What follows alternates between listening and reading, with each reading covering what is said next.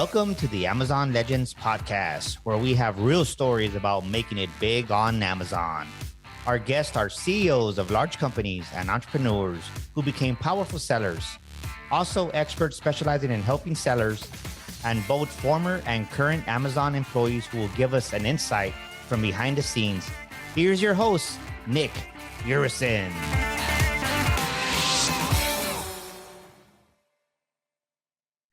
Welcome to another episode of Amazon Legends. My next guest today is a finance professional. He dabbled in several businesses, so he's a true entrepreneur, and eventually built and sold a private label brand on Amazon. So today he is the co-founder of Seller Metrics, which is a PPC agency for Amazon sellers. And when he's not working, he likes to play ice hockey, and he's learning Chinese when he has time from his family, especially his 2-year-old daughter. With that, everybody, meet my guest, Rick Wong. Welcome to the show, Rick. Thank you, Nick. Thanks for having me. When you say finance professional, it felt like a long time ago. I think it's been like a long while where somebody actually said that I'm a finance professional. Feels like another life. Well, you know, when you say I'm a finance professional, so anybody watching it, they are seeing you. So when you say long time ago, I mean, you are already, you look like 25. What do you mean? Thank you. I may look like it. I don't feel like it. Oh yeah. That's what Amazon business does to you. It's gray hair. Yeah. So, okay. So you are in PPC space. So we love talking PPC because that's where you're spending money and you're trying to get a return on your effort, your time, and most important, your money. And then a lot of people have ideas about it. So can you share with us one secret for success on PPC?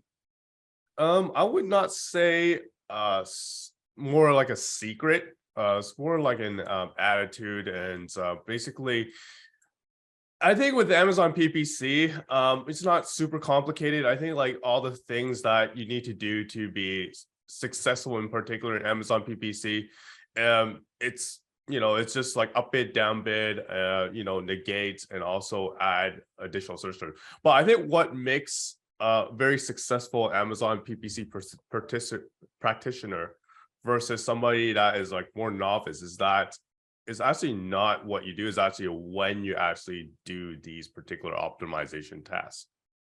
Okay. So, that's a good point because the timing is everything, right? Yeah. So what I'm hearing from you is there's all these concepts, broad match, exact match, auto campaign, blah, blah, blah. And what you are saying is it's not making these adjustments or deciding to do things, but it's when you do them. So let's get into it a little bit. So let's do this as two different scenarios. Let's study a new launch. So let's say you're getting ready to launch. So give us your take. What do you do? And then your point when you do it. Yeah, so I think it really depends on the situation, and that is like when to do it comes in. So if you're launching a new product, is that product, first of all, like completely new? Like, is it like something that's completely off catalog where you don't have any previous data, right? Having previous data kind of veer you off on a different path. If you don't have previous data, you would create different types of campaigns that are more discovery based, right? When I say discovery based, that would be like auto campaign, broad search campaigns that can actually give you additional data, right? So you're going to need to like pay for more money to discover and acquiring data. But if a product, let's just say, is a variation launch, or a product that is like not too much of a deviation of your current product catalog, which have very similar keywords, then you don't have to spend too much on discovery campaigns, right? Basically, you could do more exact matches, more maybe like retargeting your existing audience, for example. So one way to do that is sponsor display audience campaign, where you could actually like retarget previous shoppers that purchase your product. So that is like, the way to go. A launch, a launch of a completely new product or a derivative product of your existing catalog. I see. So you are saying that your product ultimately determines the strategy, and if it's a different kind of product, you need to collect data, and that's obviously going to take time. And then based correct. on what the data shows, you can get into the optimization. So before we address the other scenario, how long is long enough before you say, okay, we now have enough data? I would say so. Again, I hate that this word. It always depends, but in most cases, right, you should be getting at least a set of 20 keywords that had converted a sale for you. That is when you know that you have enough data for a product to continue on to the next stage, which is like scaling out your campaigns. I see. Okay.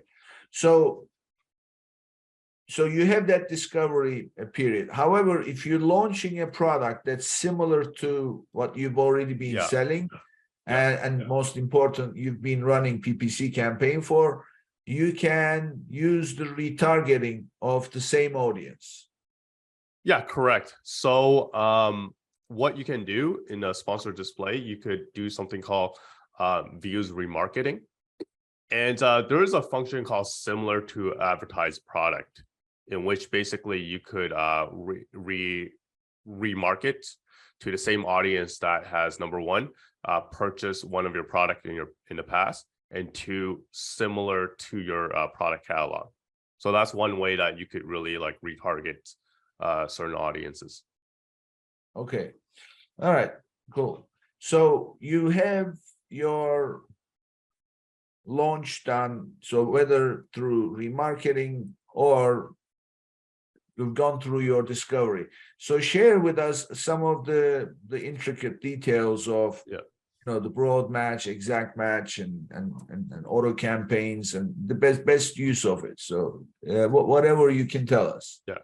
I think I mentioned to you, you have to consistently monitor analytics.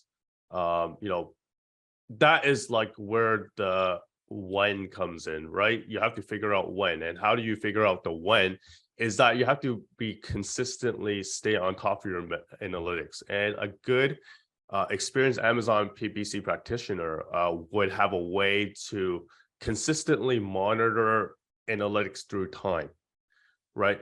So that would be like key metrics. This is like that's more quantitative metrics such as cost per click, CTR, acos, and conversion rate. They all tell like a different story, right? And obviously, if you're launching a product versus your like a completely new product versus your product is more mature, the stats, the trends for these particular metrics are different, and they all tell like a different story, right? Also, you also need to keep track of market dynamics, such as where are you ranking relative to your competitors, right? That's a very important dynamic, because there are ways that you could adjust your search placement, such as top of the search placement, where you could adjust certain percentages of your campaign bidding, right? So I think those are the things that I would look for in terms of like the specifics. And in our example of like launching a new product, right? I think CTR would be very important for me, because that would tell me that your new product is relevant to a certain keyword, right? So for Amazon PPC, you're just like trying to search for keyword product relevancy. And CTR is a good way to do it. So you start from there and then you scale down to, say, conversion rate optimization. So find your keywords and then continue to optimize via acos, conversion rate, and etc.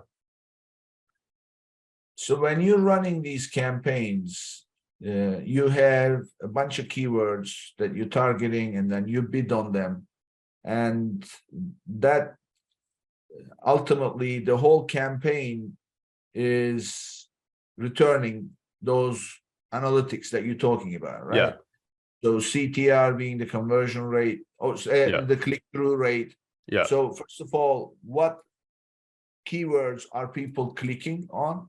Because they look at your, first of all, they do the search on that keyword, and then a bunch of listings come up, and then they click on it. So you want more people clicking on it.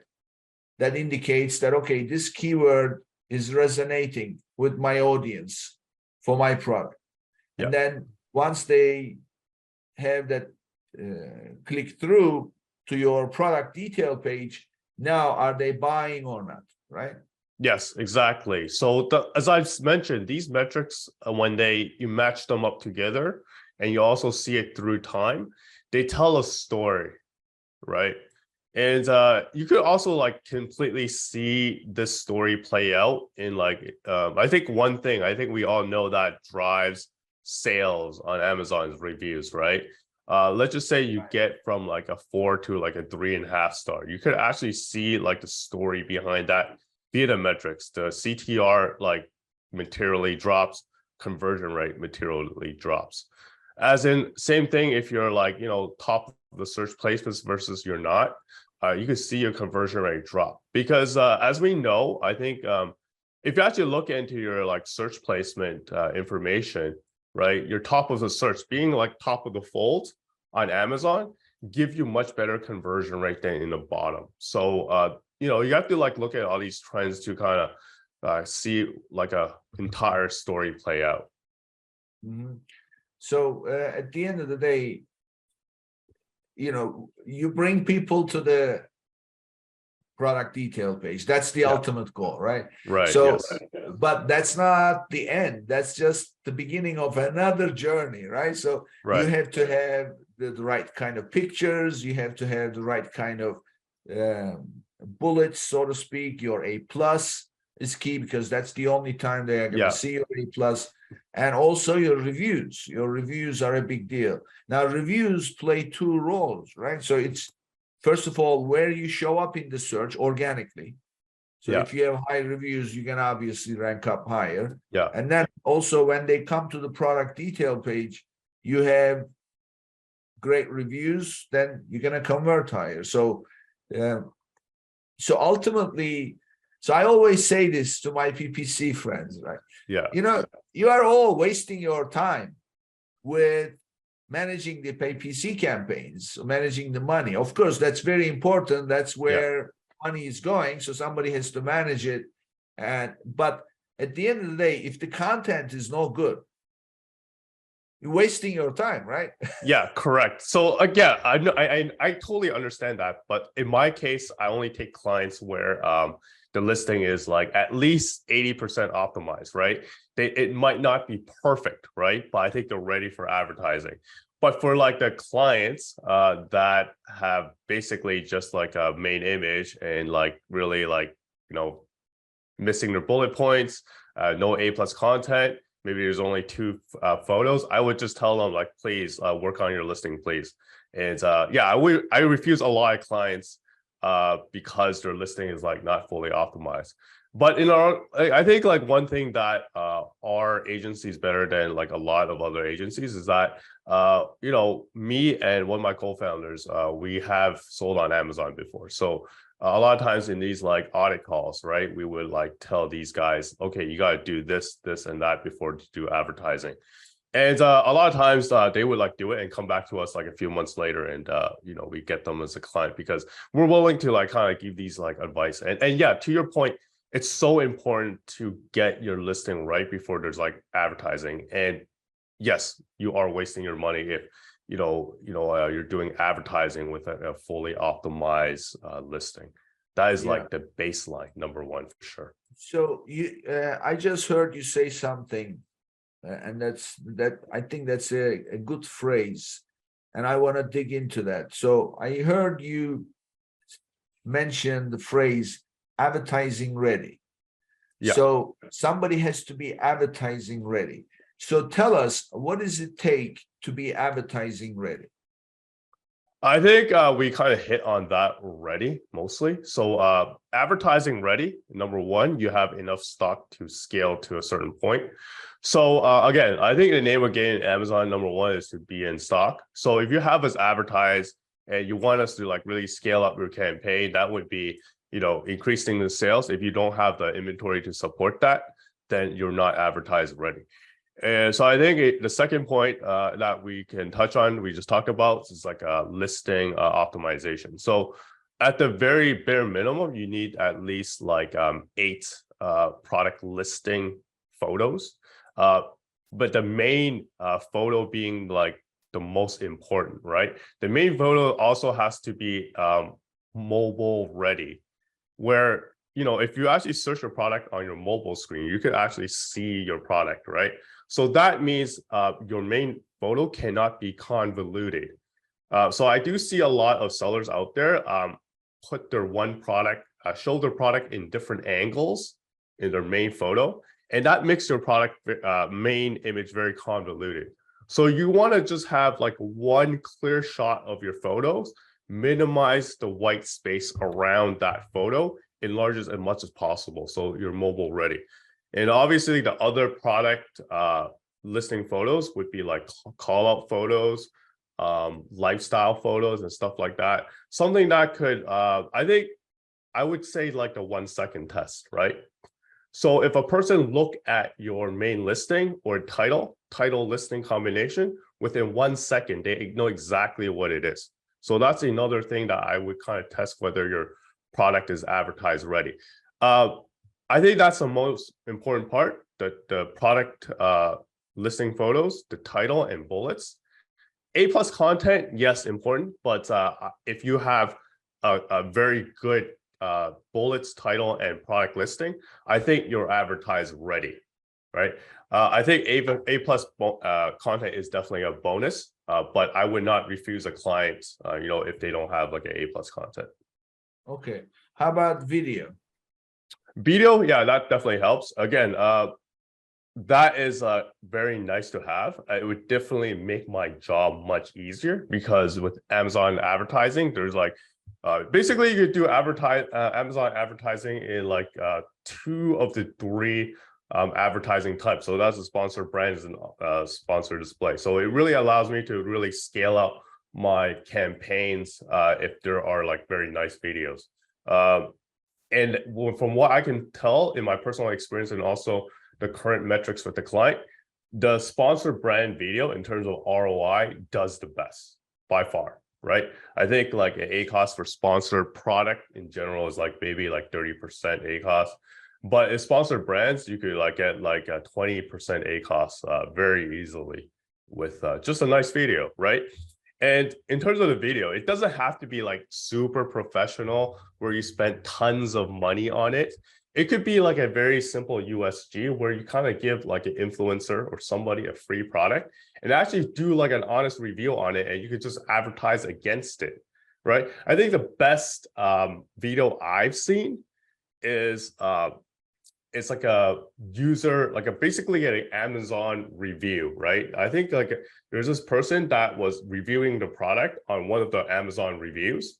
And basically, I got the client to basically extract that review and run advertising on it. And that, because the video is so authentic, that advertising did so well. It was like blowing up. 10% ACOS was just like truly amazing. And if you actually see that review, you could actually see the authenticity of like the actual video and really want you to like buy it, because it just feel like, okay, this is my, you kind of feel like, okay, the reviewer, this is my my niche, right? This is like basically he's like me, right? He's reviewing the product, he's giving like a really positive feedback.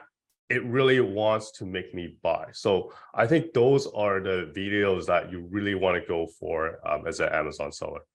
Mm-hmm. So yeah, I think there's 2 types of videos that that in this discussion that I would like to separate. So one is the video that goes on your product detail page, where just like your pictures, you also have a video. So, and by the way, if you have, I believe, more than 6 pictures, they don't show up as tiles, but the video always shows up. So, and then when you click on one of those 6 pictures, then on the side, you will have the rest of the pictures. So, but they always leave the video. So that's one video. The other video that you're talking about is part of the sponsored brands when you advertise. So that's the video ads. What you actually answered two different scenarios. I was asking, more curious about how much of an impact does having a video make on your conversion rate on the product detail page. There must be some kind of an impact. Do you have anything you can share with us for how much of a lift it gives? I haven't been able to attribute anything quantitative by adding like a video before and after. But I do believe that anything that can answer or basically explain the use of your product is a conversion rate positive type of task. So, I mean, I haven't been able to, like Amazon haven't been able to I think you could maybe like do it manually, like take off your video on your product listing and put it on and then see the conversion rate. You could do it very archaic way like that. But again, I mean the positives of having a photo, having a video is like just a lot. So there's really no reason why you shouldn't really have like a video on your product listing page. So I can share something with you if you like. Oh, sure. This is actually a recent experience. So 2 of my clients have this experience, and I've got a third one that is just about to launch. So we are going to see if it's going to make an impact. So one of the things that I advocate for people to sell is to create bundles. And because, as you know, bundles will up the average order value, plus you have a parent that you now have multiple offers, so you are more likely to convert once you bring up space, things like that. But one of the things about the bundles is they often have multiple items, and sometimes they are a kit. They present them as kits. So guess what happens? Just by looking at the picture and reading the word kit, they don't really understand the value of it. So having an unboxing video, see, that makes a big difference. Also, one thing that we do systematically, we have one picture, and the picture says what you will receive. Then it shows multiple things. Just present, because as you know, people make up these pictures, even though Amazon has guidelines on the main image. Sometimes you have stuff in those pictures that you don't really get. It's not included. So, but especially when you sell bundles and things like that, it's a good idea to have one picture that says clearly what you're going to get. In addition, a video for unboxing it or receiving your kit or your first use or whatever the case. That usually is a big help. And I did not come up with this idea totally all by myself, because what happened was we launched the listing and then we started to read the reviews. And the reviews started to say, well, I did not find this in the box. And I said, well, why don't we create an unboxing video? And then actually, and also if you do a good job with producing that video, where you're not just like, first of all, talking is not so much, but like as things come out of the box, you freeze frame and then put the name of what's in the box and things like that. So those things seem to help, on the product page. So it's an interesting discovery, but you always have to be watching, right? I think you just kind of indirectly talk about two very important things as an Amazon seller. So again, for me as an Amazon PPC manager, it's very important for me to kind of make sure that the other side, the Amazon selling side, is all optimal, right? So I think you kind of indirectly touch on two important things. Read your reviews, very important, because you get a lot of feedback from the customer as a review, right? Number two, you got to think yourself like a shopper, right? And you have to imagine yourself, you don't know your product, right? Or maybe you could have your wife or your friend look through the listing. What's their initial impression of it, right? What's not clear to them? Because obviously you're doing the listing, everything might seem clear to you, but to like a person that hasn't really you're like the product expert, right? So, for the person that is like not the product expert of your product, what's their impression of listing, right? Am I missing something? Is there any blind spots in terms of when I'm not explaining? So all those are very important to be like an Amazon seller, and also making sure your listing is optimal as possible. So optimization is just not about having the right keywords, but also are you explaining things clearly? That's the most important thing. Right. So key. So, okay. Now I want to dig into different types of advertising options. So we have sponsored brands, which is something that you mentioned earlier that gets good conversion. So sponsored brands are typically at the top of the page, and it's like a big, much larger banner. And as you scroll down, usually sometimes I see it at the top of the page where you have the sponsored brand, because Amazon says from a selection from our brands or something like that. That's what they put. And then you have somewhere, usually towards the bottom of the page, the first page, you have a video that starts playing. So that video is part of the sponsored brand, right? Yeah. So, but some sponsored brand ads have it, some don't. So tell us the difference between the two. Yeah, so the sponsored brand banner ads on the top that you referred to in the video that you see in the middle of the page, they're like different. They're within the sponsored brand's umbrella, right? But they're two different ad types, right? Basically, one is asking you to advertise for a particular video, and that has like a particular ad placement in the middle of the page.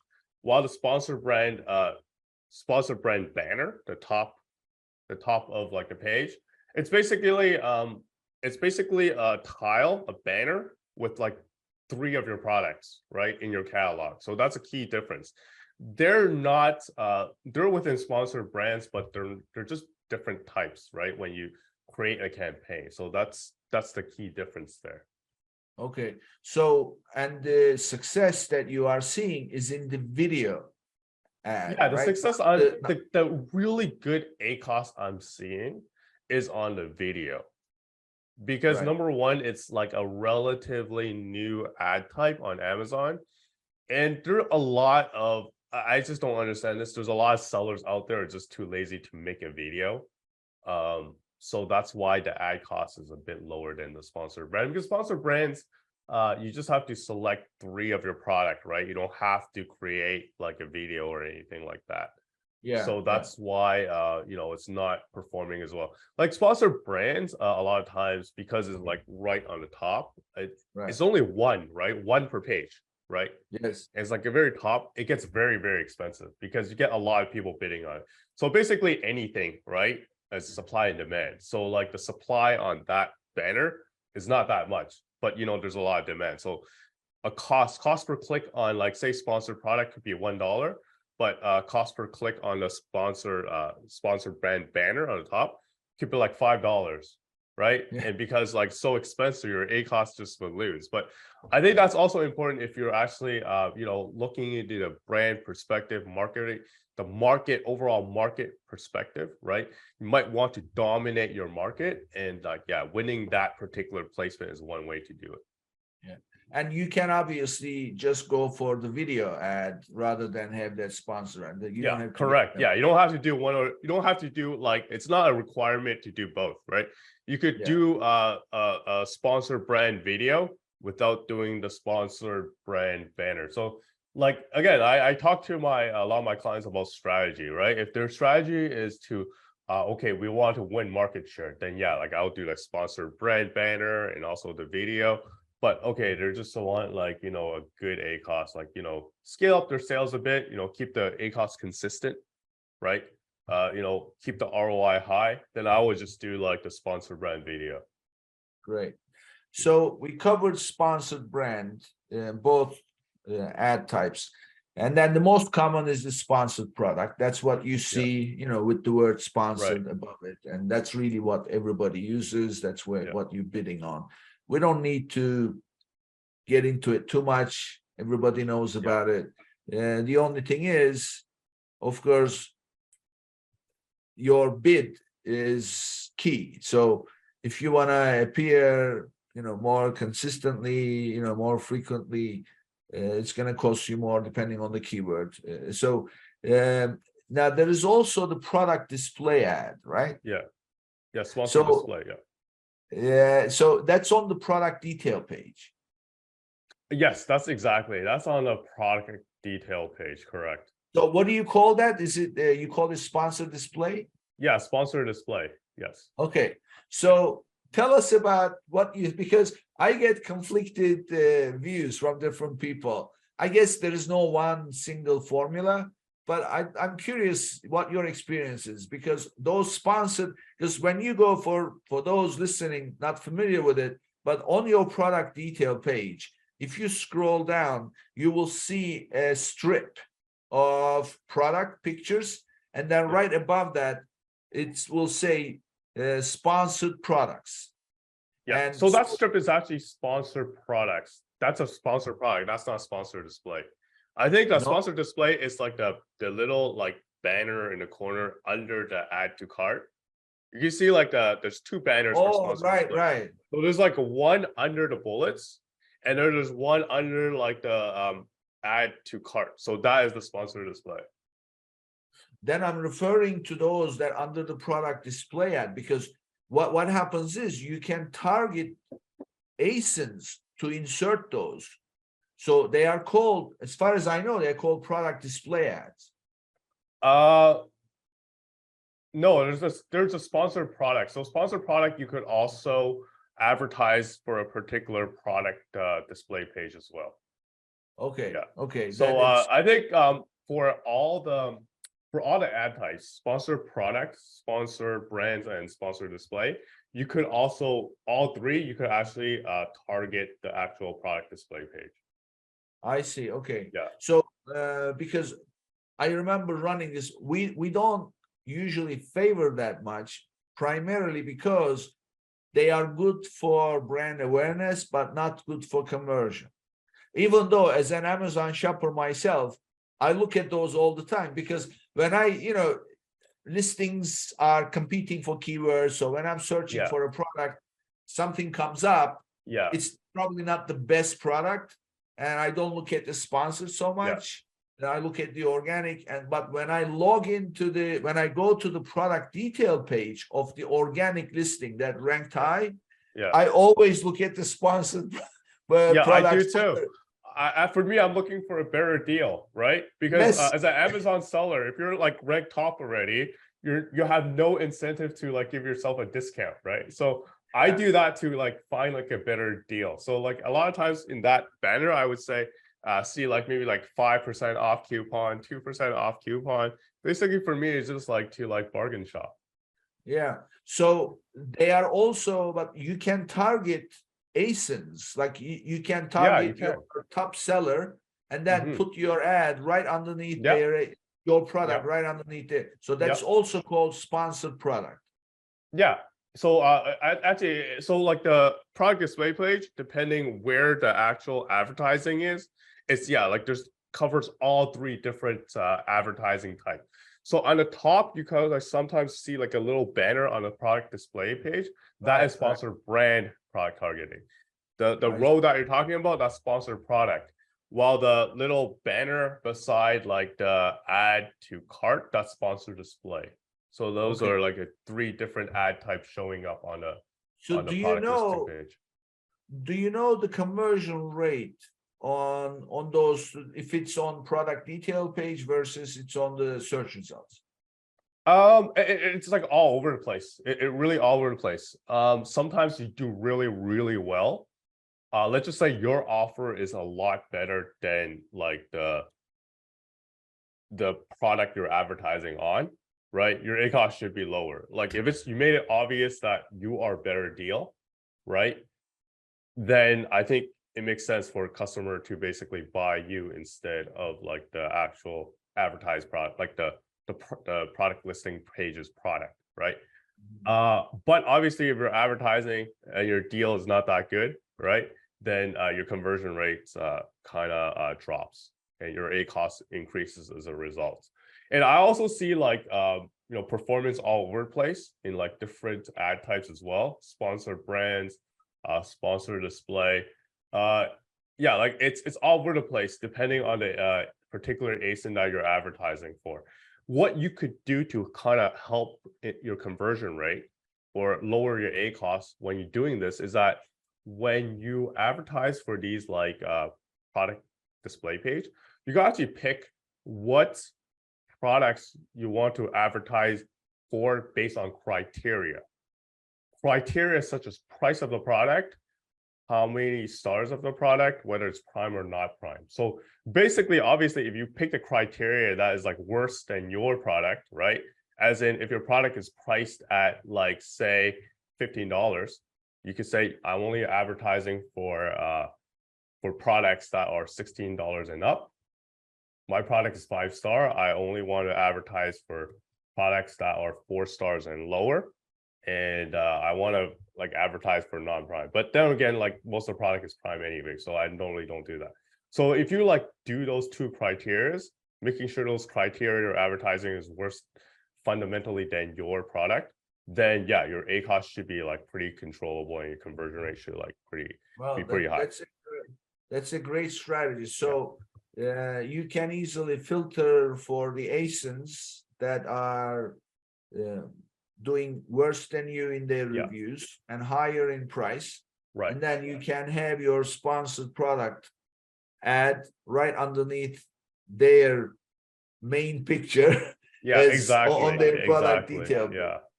And exactly. that for people like you and I, we would go for that item, right? So instead yeah, exactly. We're actually like always looking for better deals, right? But actually for us, like maybe not, because I'll probably go for the cheaper product. But yeah, I mean, like you're just looking for advertise on listings that has like worse fundamentals than you, right? Like poor review, more expensive relatively than yours.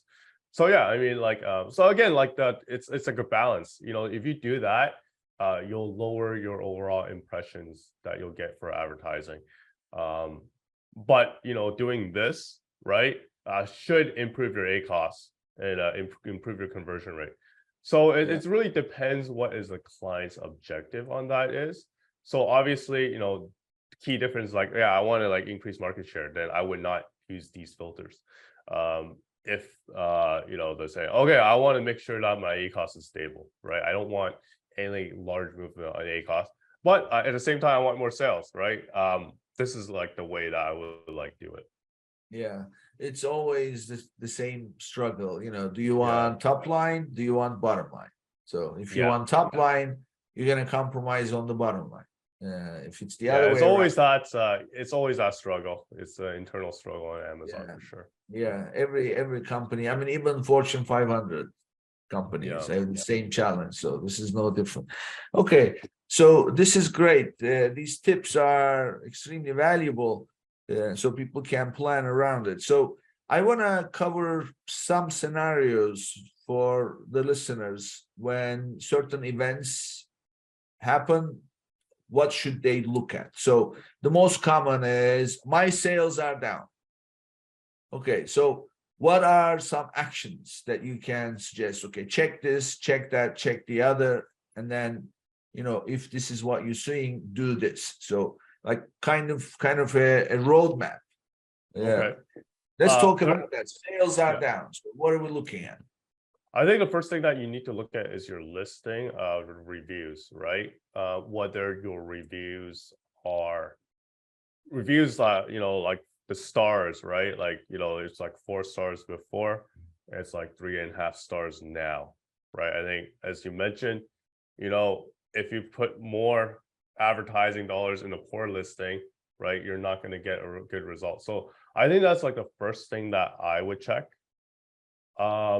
If that's the case, I think your ad performance will just fundamentally change. There's no way that you can do anything about it when you're advertising at 3 stars versus 4. Huge difference. Second, So but on the advertising performance, when you see a critical event like that, do you Yeah. pause the advertising, or do you what is the best course of I action? would not pause the advertising 100%, because if you pause it, basically your sales a lot of times would tank. Well, depending on the niche of the product. But if you pause your advertising, if the advertisements give you like around like 50% of sales, you stop it, then basically your sales would tank. So I would not pause it completely, but I would definitely calm down on the ad spending. So I would also like make sure that the marginal keywords that are maybe like, relatively high acos at like 40-50%, I would like maybe bid really low on that, and basically calm down on these like borderline keywords. I would not look to like scale up my campaigns for sure. The campaigns that are not doing quite well for me, let's just say your auto campaign is like maybe 50% acos, or if it's not like super low, I would like potentially pause that. But for like the manual campaigns that you could attribute that one particular keyword to a particular sale, then I would like keep that and make sure that you are consistently making sales on that. Okay. So we check the reviews, and we check the advertising against it, and so the next thing after reviews. The next thing after reviews is definitely like look into your month-over-month data for basically performance of a particular campaign.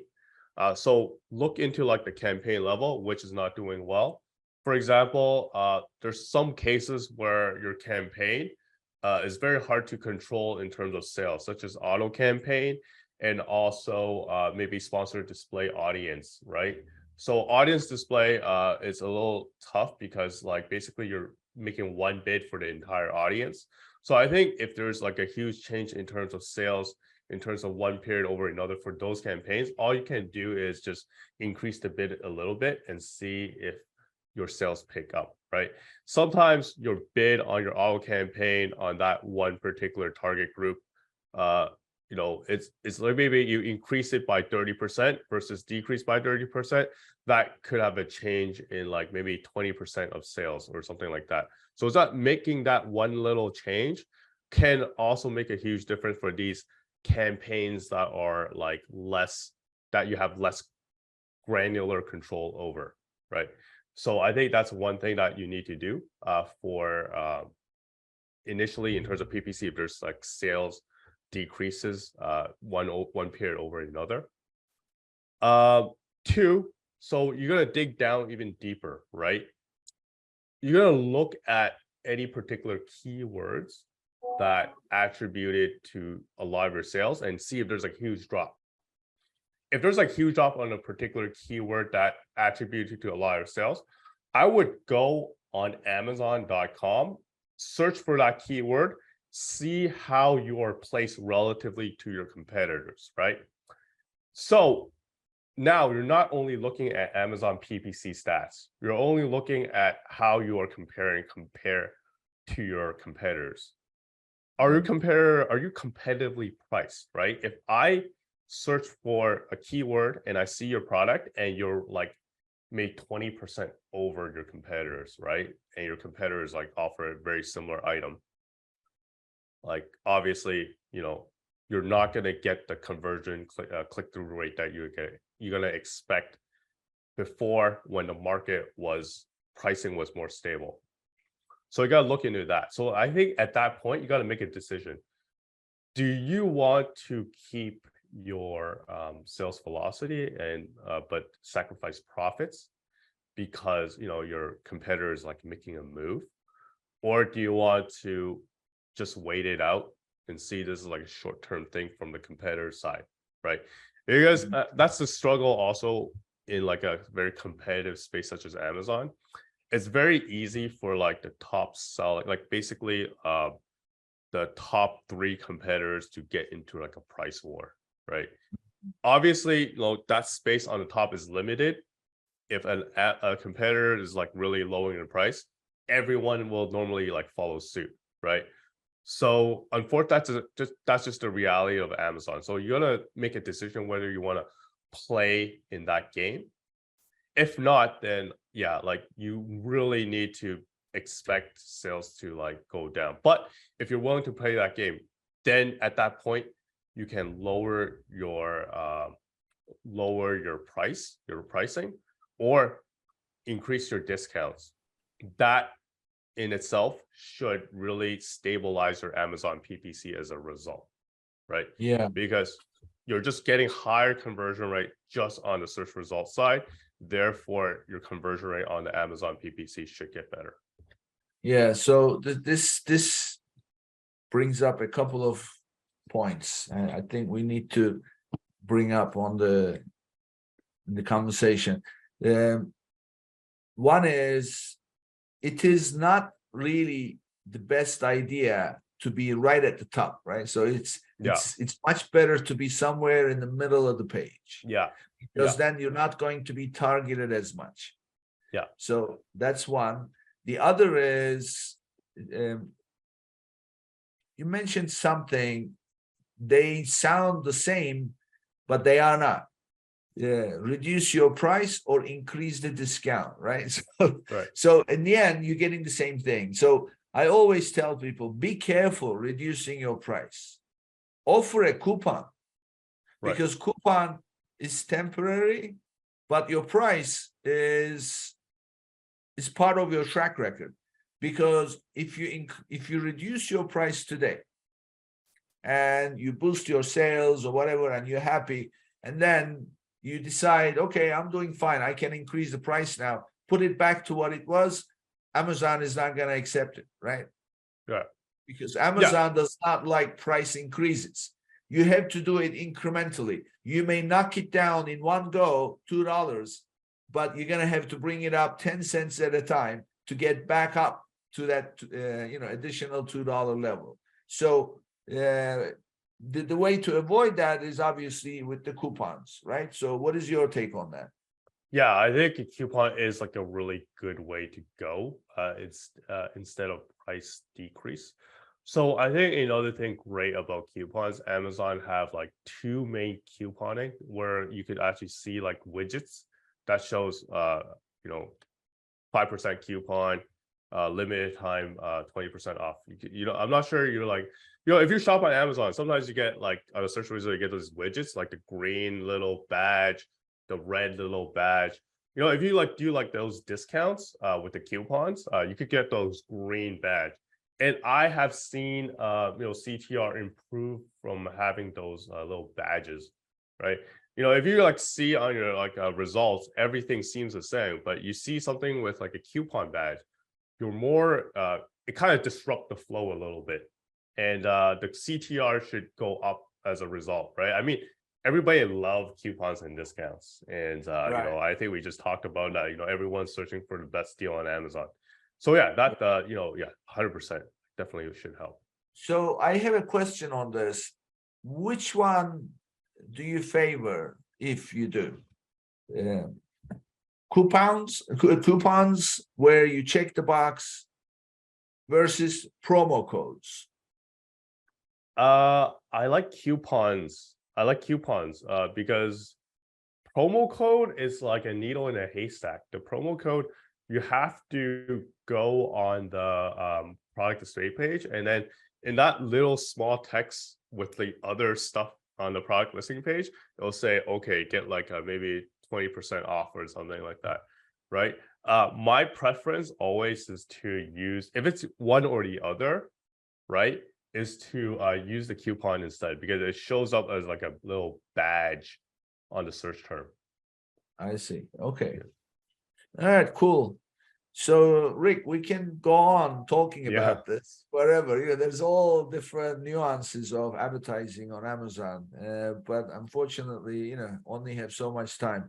So I want to ask you a question as a PPC person, where probably you have some complaints there. And if you could have Amazon change one of their policies for third-party sellers, what do you think that would be? Okay, I think better. I think they've gotten better on this. But when I was a seller, I always hate the fact that they would take down my ASIN. So this is not the count. This is the ASIN. So they would like take down my ASIN for a particular reason before any type of warning or anything like that. So basically, they would shoot you first before they ask questions. I would prefer it. So I know that they're better at this, but not 100% of the time.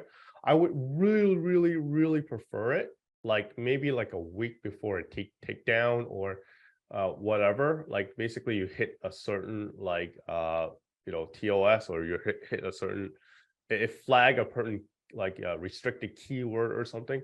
I would love for them to just give us like a warning ahead of time, and give us like a specific resolution process for every time they take down our ASIN before they actually take it down. I do have seen like for a particular issue, such as, I don't know, negative customer experience, you'll see like a long warning before they actually delist it. That's fine. Right. But situations such as pesticide, I've seen them take it down immediately without any warning, right? For example, so I consulted with an Amazon aggregator.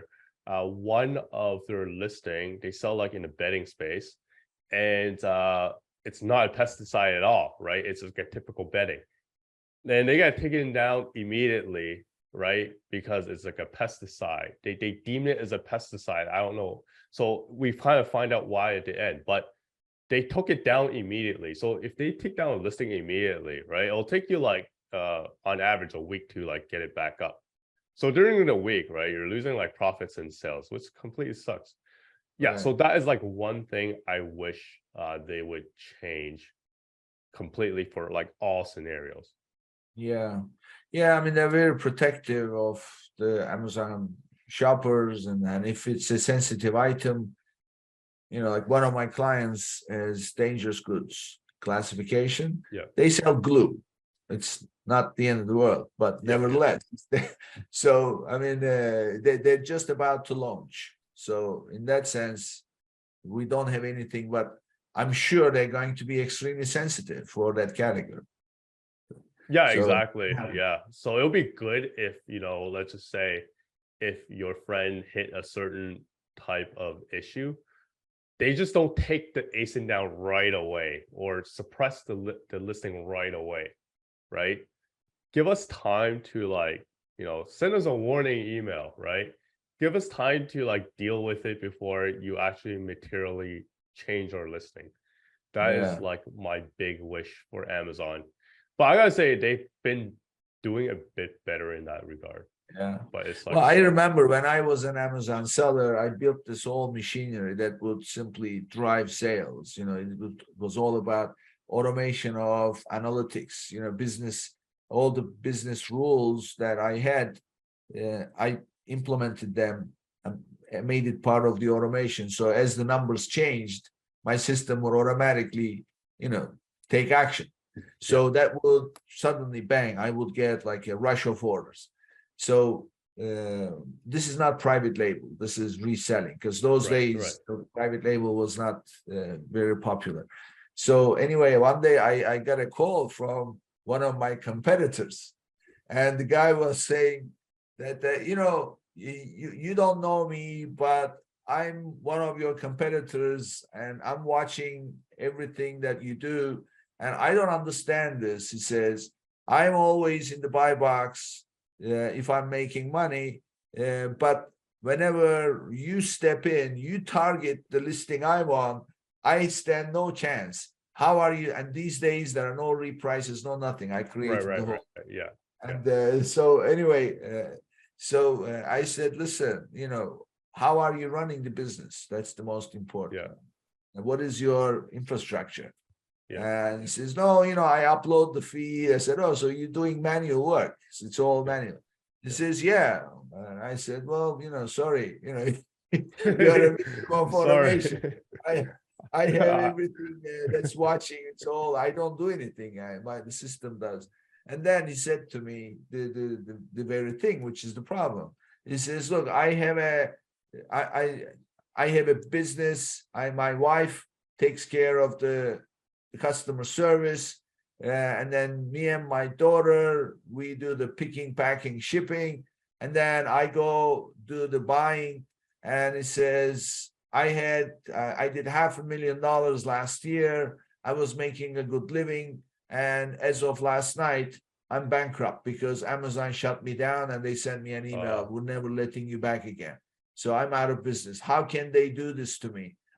So, they don't even blink, right? They don't care how big or how small you are. So you hear all these stories. But yeah, I think they're better. But you still hear these stories, like very unfortunate. Yeah, I feel like Amazon need to do like a more of a human component to like these takedowns. Yeah, what you said is exactly the case. They shoot first, then ask questions. You're guilty until you prove that you are innocent. So that's when it comes to sellers. So this was great, Rick. So tell us a little bit about yourself. So I introduced you. So anybody watching, obviously, they see you. So, but you said you're learning Chinese. So when I see you, I'm thinking this guy speaks Chinese natively. So tell us, take us back. Where did you grow up, and how you got here where you are today? So so my background is like Chinese. I'm currently living in Canada. I also grew up in Canada, Toronto specifically. So I think I came here when I was like 2 years old from Hong Kong. So my parents immigrated here. Unfortunately, I didn't really, when I was a kid, I just didn't really learn Chinese too much. So I wasn't really a good student. Do you have any brothers, sisters? Yeah, I have a younger brother, and then we just speak English to each other. So we just both of us kind of lost it. You can't see. So we just kind of lost it over time, and I think it's a typical immigration story. You just like slowly lose your culture. But I think I'm trying to learn Chinese right now. Specifically, I moved to Hong Kong like 5 years ago, and I think in terms of conversation, my Chinese like improved like a lot. So I'm still continue to improve on that. Try to not to lose what I learned. So now I'm back in Canada. Could very easily lose it again. So I just want to continue at least just upkeep what I know right now, then just lose it permanently. So tell us, so you said it was a long time ago, but you were in finance, but then you started building this private label business. So, but that's an entrepreneurial thing to do. So were you growing up as a kid, were you entrepreneurial? No, not really, not at all. So I didn't think that if you were telling me when I was younger that I'm gonna have my own business, probably not, right? I think when I grew up, my parents was always like find a decent job, education. I don't think any of my friends and family members were entrepreneurs. I don't think real estate agent really counts, but like I haven't had anybody that say, "Oh, open a business."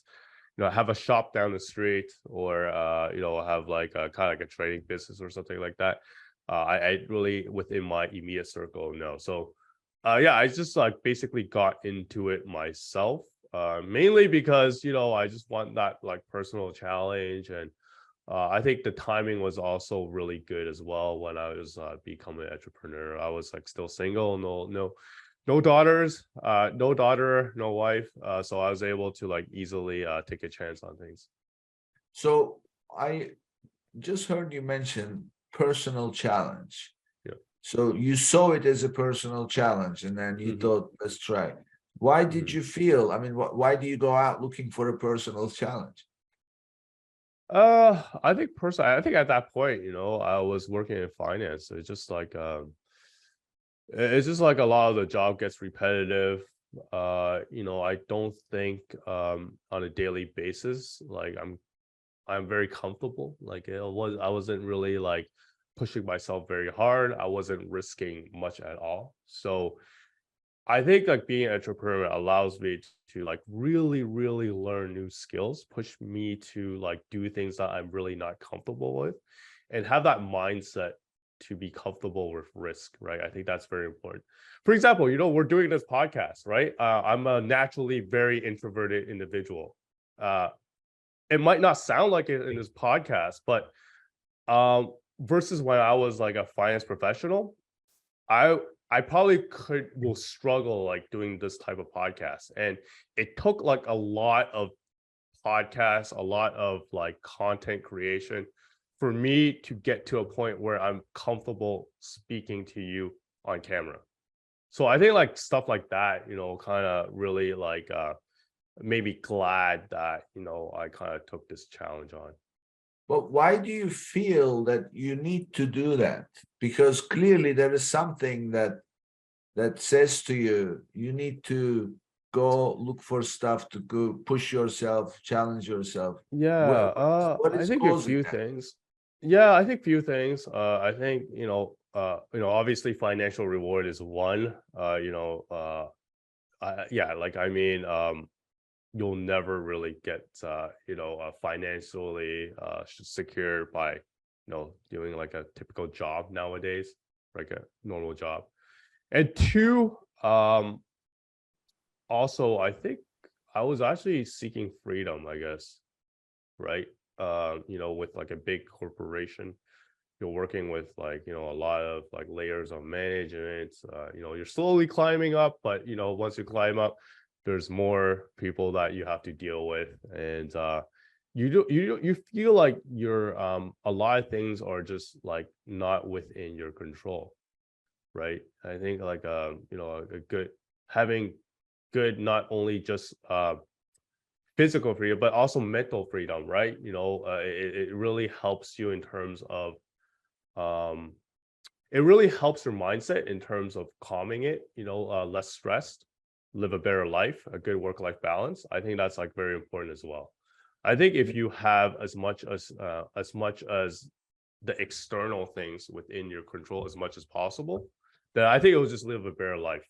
I think that's like something that I was really chasing when I was like working in a full-time job. Like I don't want to be under that constant external stress, whether the people that I work with, I don't disagree with, or whether there's potential layoffs and stuff like that, right? I just want to be in charge of my own destiny. So I think being entrepreneur like allows me to do that a bit more. Yeah, I was just gonna say, being in charge of your own Yeah, destiny, as exactly. much as it's possible these days, because the world is changing, right? Yeah, So, yeah. Even then, was an Amazon seller, like you're not really truly in charge of your destiny. I think we just talked about that. Yeah, Amazon could wipe you out anytime, unfortunately. yeah, exactly. Yeah. Well, this was great, Rick. So tell us, how can people reach you? We'll put your information with your episode, but share with us your contact info. Yeah, so you can reach out to me. You can check out my website, sellermetrics.app. So we are an Amazon PPC agency. We can provide like a free audit. So feel free to reach out. And my email is rick.wong@sellermetrics.app. So yeah, if you have any questions about this from anything that I mentioned in the podcast, you have a question on, yeah, feel free to like reach out to me. Great. Thank you, Rick. This was great. Thank you. Thanks for being here. Yeah, thanks for having me, Nick. I would love to come next time if there's an opportunity. Sure thing. And this brings us to the end of another episode, and I'll see you on the next one. Thank you for tuning in to today's episode. Be sure and subscribe, rate, and review our show. And be sure and share an episode with a friend. And thank you so much for being with us today. We'll see you next week here on Amazon Legends.